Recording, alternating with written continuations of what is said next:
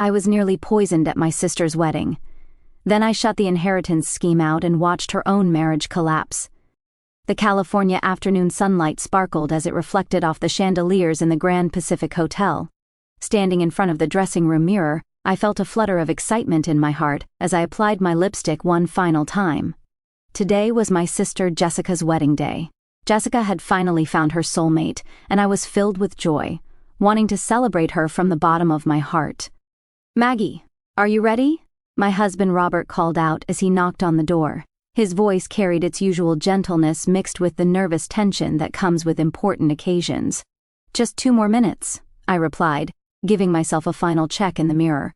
The navy blue dress Jessica had chosen for me, saying, "This color suits you best," was simple yet elegant. Robert entered the room. His physique, honed from years as a firefighter, looked even more striking in his well-tailored suit. We had been married for 12 years, but my heart still skipped a beat whenever I saw him. "You look absolutely beautiful," he said, placing his hands on my shoulders. "Jessica must look stunning today too. I am sure she does. Yesterday at the rehearsal she gave me just a glimpse of her wedding dress, and it was truly breathtaking." I turned to look into his eyes. Robert's gentle brown eyes always held that unchanging love. We did not have children, but our days together were completely fulfilling. "Do you think David is a good man?" I asked, with a hint of concern. "Yes, I spoke with him at dinner last night. He is honest and intelligent. He talked passionately about running his restaurant, and most importantly, his eyes were gentle when he looked at Jessica." Robert's words reassured me. Jessica had struggled with relationships in her younger years, and I had always worried about her. But this time was different. Since meeting David, Jessica seemed much more settled and happy than before. "When you are ready, could you head to the chapel first? I want to check on Jessica one last time before I join you." "Sure, but do not get too emotional and cry. You will ruin your beautiful makeup." Robert said this with playful laughter. It was true. I was prone to tears. Whether watching movies or reading books, I would tear up at any touching scene. Today, I was certain I would cry during the vows. Walking down the hallway to the bridal suite, I traced through childhood memories. I had been an introverted child who loved reading, while Jessica was lively and sociable, always surrounded by friends. At school, at community events, she was always the center of attention. Dad always praised Jessica's social skills.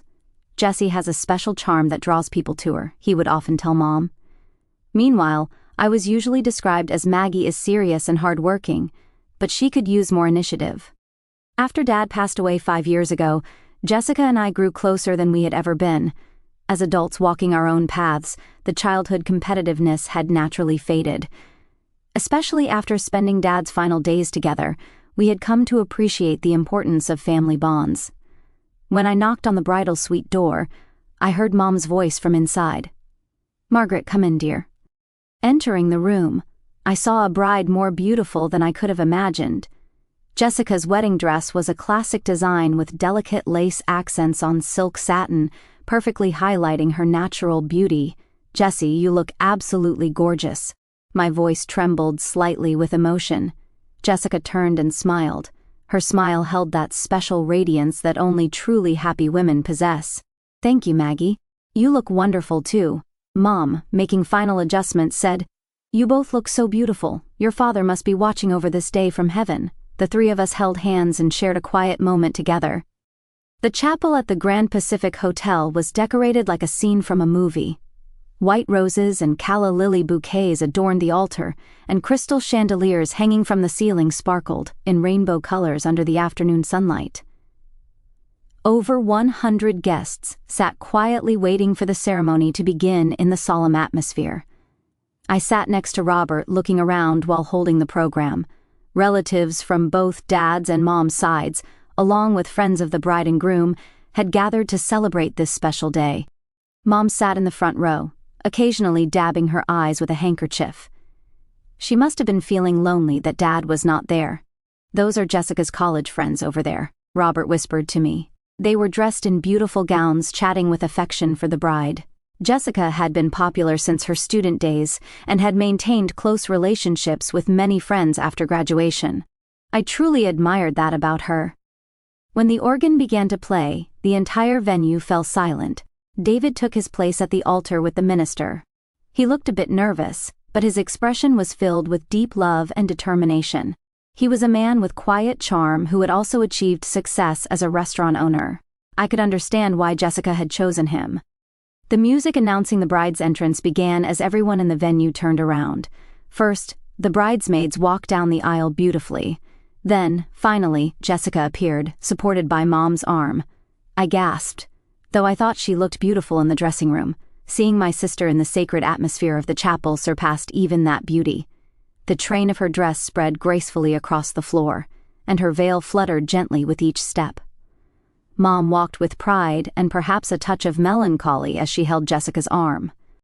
As Jessica walked down the aisle, she smiled at each guest. When our eyes met, she gave me an especially warm smile. In that moment, tears nearly spilled from my eyes. My sister looked so truly happy, and I was overjoyed. When she reached David, Mom placed Jessica's hand in his. The moment they gazed at each other touched everyone in the venue. There was that special glow that only two people in love possess. The minister solemnly began the ceremony. Dearly beloved, we are gathered here today to celebrate the marriage of David Harrison and Jessica Winston. As the minister's words echoed through the venue, I remembered Jessica as a child. I could see her playing dress-up in a toy wedding dress, holding wedding ceremonies with her dolls. Even then, she had harbored dreams of marriage. And now, finally, that dream was becoming reality. David Harrison, do you take Jessica Winston to be your wife, to love, honor, comfort, and keep her in sickness and in health, in prosperity and adversity, and forsaking all others?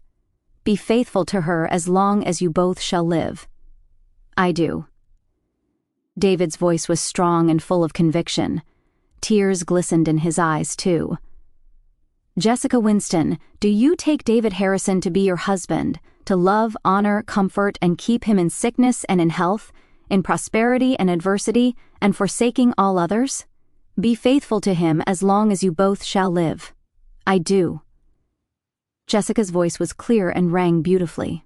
Her expression held deep love along with hope for her new life. The ring exchange began. David placed the ring on Jessica's finger with trembling hands. Jessica, receive this ring as a sign of my love and commitment, and as a symbol that I have chosen you above all others. I will love you until God parts us. Jessica did the same, placing the ring on David's finger. David, receive this ring as a sign of my love and commitment, and as a symbol that I have chosen you above all others. I will love you until God parts us. I squeezed Robert's hand beside me. He was moved too, and gently squeezed back. He might have been remembering our own wedding. 12 years ago in spring, our ceremony in a small church had been filled with love just like today. When the minister spoke his final words, the venue was enveloped in silence. Then with the words, "You may kiss the bride," they shared their first kiss as husband and wife. The venue erupted in applause and cheers. I clapped with all my might while tears streamed down my face. I was genuinely happy that Jessica had found true happiness in marriage. As the newlyweds made their exit, the guests stood and gave them congratulatory applause. When Jessica passed by me, she gave me a special wave. Her smile was that of a woman experiencing the happiest moment of her life. After the ceremony, guests moved to the hotel lobby for cocktail hour. The venue was decorated with beautiful flower arrangements and champagne, and hors d'oeuvres were served. It really was a beautiful ceremony, Robert said, champagne in hand. Yes, it was perfect. Jessie looked so truly happy, it made me happy just watching her. Through the window, we watched the newlyweds' photo session taking place in the garden. Jessica's dress, illuminated by the sunset, made her look as beautiful as an angel. Did you speak with David's mother? I asked. Yes, she is a very refined woman. She was so pleased about her son's marriage. She said she already thinks of Jessica as a daughter. Hearing this gave me even more peace of mind. Marriage is not just between two people. It is a joining of families. When both families can accept each other and interact with love, the couple's married life will surely be richer. Mom came over to us. Her eyes were still moist with tears. Margaret, Robert, thank you so much for today. Your father must be pleased too. It really was a beautiful ceremony, I said, taking Mom's hand. Jessica looked so happy, and that is what matters most. David is a wonderful man, too. I am sure they will build a good home together, Robert added kindly. As cocktail hour drew to a close, guests began being directed to the reception venue. The grand ballroom was decorated even more lavishly than the chapel. Each round table was adorned with roses of different colors, and the gentle glow of candles warmly illuminated the entire venue. We were seated at the family table. Mom, Robert, and I, along with David's parents and siblings, sat at the same table. Soon the newlyweds would make their entrance and the reception would begin. I am so excited, I smiled at Robert. Yes, it is going to be a wonderful evening, he replied, holding my hand as elegant music filled the grand ballroom. The newlyweds entered hand in hand. The guests gave them a standing ovation, and the venue was filled with a warm atmosphere of celebration. Jessica had changed into a different reception dress, more comfortable for movement, yet still elegant. David was beaming, tenderly holding his new wife's hand. Ladies and gentlemen, we sincerely thank you for gathering here today to celebrate our marriage. David's speech began. His voice reached every corner of the venue, and his sincere character could be felt in every word. Meeting Jessica has been the greatest fortune of my life. I was captivated by her kindness, intelligence, and beauty, and every day brought new discoveries. Starting today, we begin our new life as husband and wife. With your warm support, we promise to build a home filled with love. As applause filled the venue, Jessica also took the microphone. Everyone, thank you so much for celebrating this special day with us. I especially want to thank my mother and my sister Margaret for all their help with today's preparations. It is sad that my father is not here, but I believe he is watching over us from heaven. I felt tears welling up. Whenever Dad was mentioned, emotions always overflowed like this. Robert placed his hand on my shoulder, gently comforting me. And David, Jessica continued, gazing at her new husband. Meeting you completely changed my life. With your love supporting me, I was able to become my true self. I am truly happy to be able to walk through life with you from now on. After the speeches, preparations for the toast began. Waiters circulated among the tables, pouring champagne. Golden bubbles danced in my glass as it was filled. Ladies and gentlemen, please raise your glasses, the master of ceremonies announced as everyone in the venue stood and raised their glasses. I also stood with Robert and directed my glass toward the distant newlyweds to David and Jessica's everlasting happiness. Cheers, cheers. A great cheer rose from the entire venue, and the beautiful sound of clinking glasses could be heard. I sipped my champagne while praying sincerely for my sister's happiness. In that moment, I felt the special nature of this day anew. After the toast, it was time for dinner. The hotel chef's carefully prepared course meal would be served table by table. I looked at the menu card while seated. From appetizers through soup, fish, meat, and dessert, a luxurious spread was described. What a wonderful menu, I said to Mom beside me. Yes, Jessica and David went through many tastings to choose this.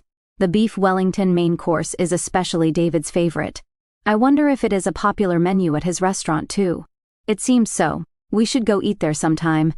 While enjoying conversation with Mom, the waiter brought the appetizer. Beautifully plated smoked salmon canapés and colorful vegetable tranche were placed before me, both beautiful to look at and elegantly aromatic, truly worthy of the Grand Pacific Hotel's cuisine. The table conversation was lively too. David's parents were warm-hearted people, and their chat with Mom was pleasant. David's brother also had a cheerful personality and entertained us with interesting stories from the restaurant industry. I had not enjoyed such a relaxed meal atmosphere in a long time. After the appetizer, soup was served. The corn and lobster bisque was creamy with an elegant flavor. Robert also said, "This is delicious," while eating with satisfaction. "The fish course is next," I said with anticipation. But then it happened. Robert, who had been watching the waiters bring the fish course from the kitchen, suddenly changed expression. The color drained from his face, and his eyes became sharp. It was like when his professional instincts kicked in upon detecting danger at a fire scene. "What is wrong?" I asked quietly, but Robert did not answer my question, continuing to watch the kitchen direction carefully. His hand unconsciously gripped the edge of the table, and I could see tension running through his entire body. A waiter approached our table. It was a beautiful dish of sautéed white fish with lemon butter sauce. Other guests were exclaiming over the dish's beauty, but Robert was different. He stared at my plate with eyes that seemed to be confirming something. Then, just as I was about to pick up my fork, Robert suddenly leaned close to my ear. "We are leaving right now." His voice was low, like a firefighter announcing an emergency. "Right now? What? What is wrong?" I stared at him in confusion. Other tables were all enjoying their meals happily. Why did we suddenly need to leave? I could not understand at all. "I will explain in the car." Robert did not answer my question, but stood up and gently yet firmly pulled my arm. His eyes held a strong will that left no room for argument. "But the food is here right now." I looked around. Mom was engrossed in conversation with someone at the next table and had not noticed our distress. The newlyweds were also chatting happily at their table. No one seemed to think it strange that we were suddenly getting up. Urged by Robert, I stood up. He took my hand and headed for the venue exit as inconspicuously as possible. I still could not understand what was happening and followed him in confusion. As we left the venue, I turned back to look at Jessica. She was smiling at a distant table, but for a moment, I thought she glanced our way. However, she quickly returned to conversation with others. Through the hotel lobby and down the elevator to the parking garage, Robert did not say a word. His expression was serious, like a firefighter carrying out an important mission. I stood beside him, suppressing my urge to ask questions. Reaching the parking garage, Robert took out his car keys while guiding me to the passenger seat. Usually, he was gentlemanly about opening my door, but this time he quickly got into the driver's seat himself. Starting the engine, he let out a deep sigh. Then, turning to me with an expression of disbelief, he said, "Did you really not notice?" His voice carried relief along with the weight of harboring some grave secret. The silence in the car deepened my confusion. "Notice what, Robert? What on earth happened?" But instead of answering, he put the car in drive. As the hotel's lights receded behind us, I began to feel an ominous premonition deep in my heart. What should have been a joyful wedding was somehow ending this way. Robert's profile still seemed to be trying to sort something out. I could only wait quietly until he was ready to speak. Inside the car, only the engine sound and our breathing echoed. After driving for a few minutes from the hotel, the car stopped on the shoulder in a quiet residential area. Robert turned off the engine and remained silent for a while, staring at his hands, gripping the steering wheel. Street light illuminated the car interior, casting complex shadows across his face. "Robert, please tell me what happened." My voice trembled with anxiety. I had never seen my husband like this before. Usually he would explain anything calmly and gently, but tonight was different. He took a deep breath and slowly turned toward me. "Maggie, you must be wondering why I rushed you out before you could eat tonight." "Of course," you suddenly said. "We are leaving right now without explaining why. Do you remember your peanut allergy?" The sudden question caught me off guard. Of course I remember, but what does that have to do with tonight? I told the hotel about my allergy in advance, and Jessie said she would be careful about it too. Robert looked pained. That was not the case." "What do you mean?" "What I saw was," he began, speaking carefully, choosing his words. "Before the kitchen staff brought the food to the tables, Jessica was talking with the chef. At first, I thought it was just normal conversation, but watching closely, she was pointing to a specific plate. My heart began racing. "Your plate, Maggie." Jessica confirmed your seat number and gave the chef some kind of instruction. Then the chef took out a small bottle. A small bottle. It was peanut oil. Robert's voice was shaking. "As a firefighter, I have seen many food allergy emergencies. That bottle's shape, the label's color, there is no mistake. She was instructing him to add peanut oil to your food." I was speechless. I tried to process the information in my head, but I could not accept it as reality. That is impossible. Jessie would never try to harm me. It must be some misunderstanding. Maybe it was some special seasoning or something. "Maggie." Robert took my hand. "We know how severe your peanut allergy is. Do you remember when you were rushed to the hospital? A few years ago when you accidentally ate food cooked with peanut oil at a restaurant?" I remembered. I nearly died that time. Difficulty breathing, hives all over my body, plummeting blood pressure. I almost lost consciousness before reaching the hospital. The doctor said if we had been any later, it could have been life-threatening. But why? Why would Jesse do such a thing to me? Robert pulled some papers from the dashboard. Actually, there has been something bothering me lately. Do you remember when I talked with Jessica last month about your father's will? Yes. I thought it was just notification that the legal procedures were complete. At that time, something she said stuck with me. She asked, what would happen to the inheritance if something happened to Maggie? I gasped. That means your father's will indeed lists you as the primary beneficiary. 70% of the total assets go to you, 30% to Jessica. Robert continued his explanation. But there is also a clause stating if the primary beneficiary dies first, the full amount goes to the remaining heir. In my mind, all the puzzle pieces began fitting together. So if I died, Jessica would inherit everything. Silence dominated the car interior. But why did Dad leave me more of the inheritance? Robert looked at me gently. Because you devotedly cared for your father during his final 10 years, accompanying him to medical appointments 3 times a week, supporting his daily life. And during his last 2 years, you even adjusted your work schedule to be by his side. That was true. After Dad's illness worsened, I devoted most of my life to caring for him. Robert had cooperated without a single complaint. Jessica never once came to visit, I said quietly. She always had reasons. Too busy work commitments. Your father saw your devotion. That is why he tried to reward it in his will. Tears began flowing. What had started as care born from love for my father had ended up earning my sister's resentment. That is not all, Robert continued. Something David said in conversation bothered me. I do not think he realized what he was saying, but Jessica had apparently talked about wanting to expand into a restaurant chain with my sister's inheritance. Restaurant chain. David did not seem to understand what your inheritance meant, but thinking about it now. I shuddered. Jessica had already planned that far ahead. After my death, she planned to use my inheritance to expand the business with her husband. Tonight's plan was perfect, Robert said bitterly. At a glamorous wedding, an unfortunate accident from food allergies. No one would suspect anything.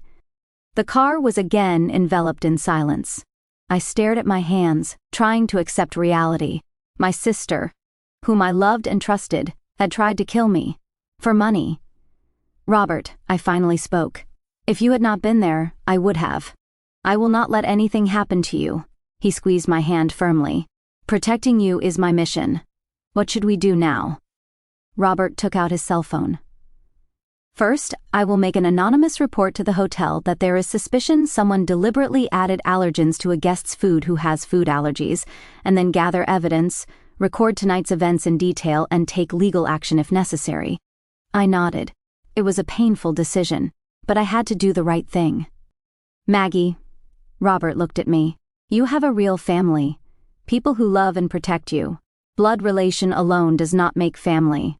At his words, I was able to smile for the first time tonight. Indeed, Robert was my true family, and the friends who truly loved me too. As he started the car, Robert said, "Let us spend tonight quietly at home. Tomorrow we will sort everything out." I nodded while gazing at the city lights flowing past the window. My feelings for Jessica would not disappear easily, but knowing the truth, I had to protect my own life, and I had to move forward on a new path with the people who truly loved me. 3 weeks had passed since then. Due to Robert's report, an anomaly was discovered in the hotel kitchen, and the wedding was interrupted midway. It was officially announced as suspected food poisoning, but in reality, peanut oil had been detected in my food. Jessica's plan was completely exposed. Hotel security cameras clearly recorded her giving instructions to the chef. Furthermore, messages were found on her phone discussing specific plans with David about expanding the restaurant business with my sister's inheritance. When David learned the truth, he came to apologize to me with a pale face.